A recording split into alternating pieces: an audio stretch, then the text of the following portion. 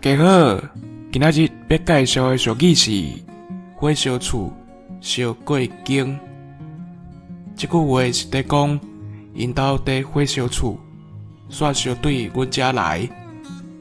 这个意思就是讲，无辜的人受到牵连。有一句话讲，扫到风台尾，意思原来有相像。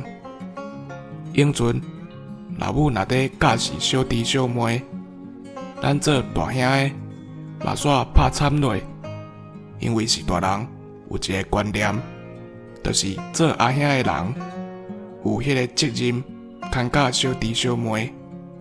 讲起来，做阿兄原来真衰小，是讲出去便若看到这款状况，就会闪较远咧。若无火烧厝是会烧过境的哦。以上，感谢收听。